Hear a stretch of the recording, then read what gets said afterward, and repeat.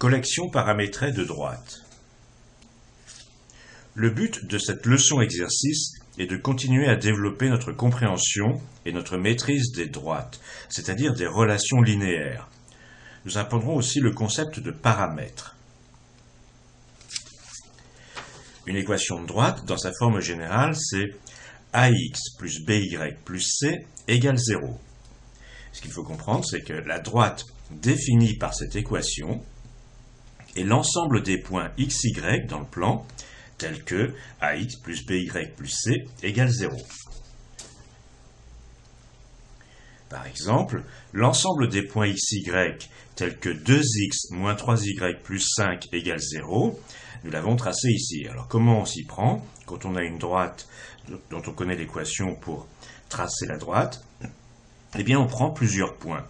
Par exemple, ici, si x égale 5, eh bien, ça fait 10 plus 5, 15, moins 3y égale 0, donc y égale 5.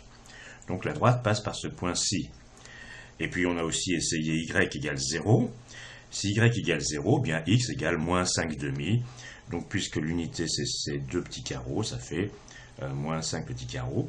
Et donc, j'ai deux points. J'en ai même pris quelques-uns d'autres pour être bien sûr, et pour la tracer très proprement. Et voici ma droite.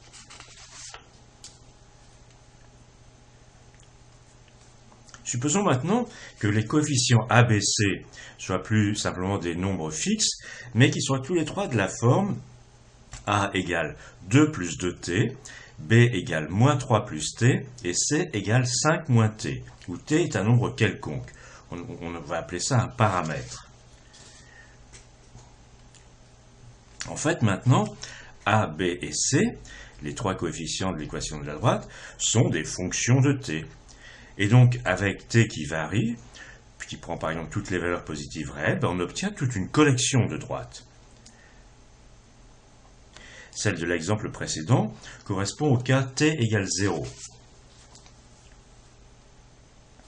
On peut parler d'une famille grand D de droites, où chaque droite qu'on peut noter D avec l'indice t à l'équation A de tx plus B de ty plus C de t égale 0. Et encore une fois, A de t égale 2 plus 2t, B de t égale moins 3 plus t, et C de t égale 5 moins t. Il ne faut pas se laisser impressionner par les notations, mais bien comprendre ce qu'elles veulent dire. Ce qu'elles veulent dire, c'est-à-dire ici, c'est l'équation d'une famille de droites, puisque les coefficients sont paramétrés.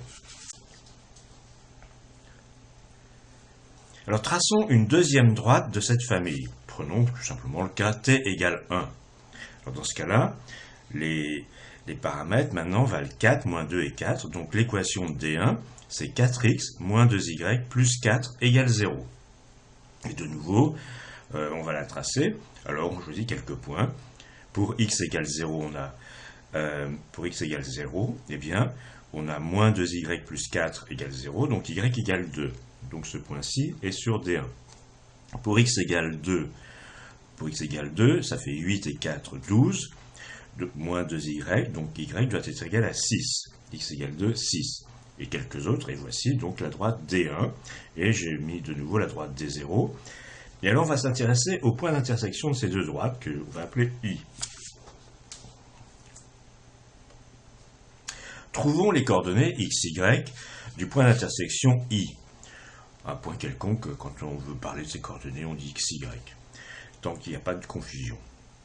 Alors, les coordonnées du point I satisfont les équations de la droite D0, la première, et de la droite D1, la deuxième. Donc, il s'agit d'un système d'équations linéaires à deux inconnus. Alors, comment on va le résoudre?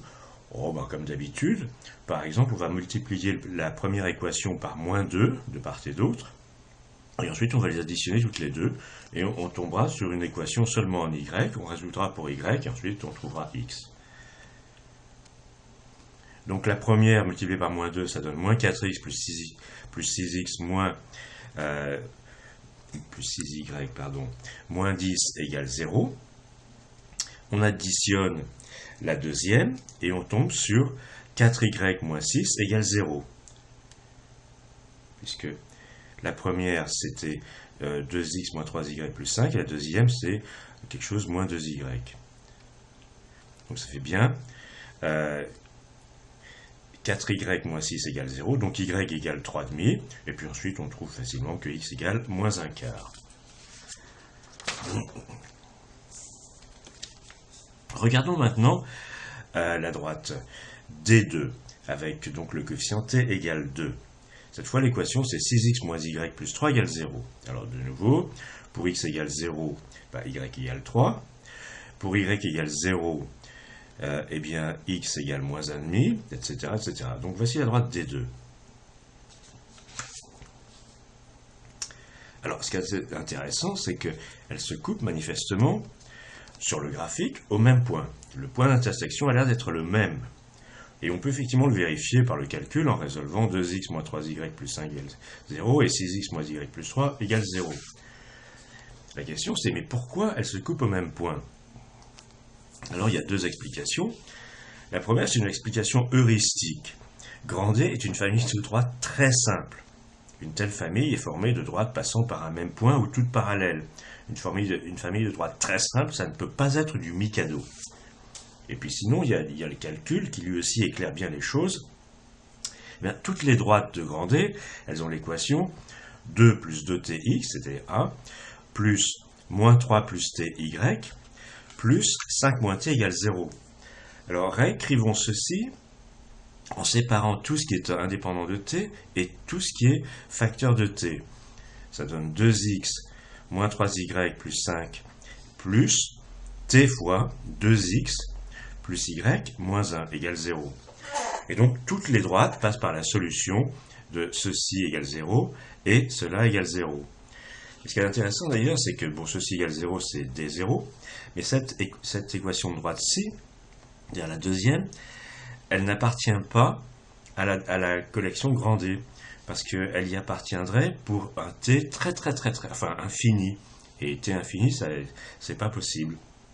Donc, on voit ici, c'est juste une petite remarque, que grand D contient toutes les droites qui tournent autour de ce point, c'est-à-dire le même que tout à l'heure, sauf une, celle-ci.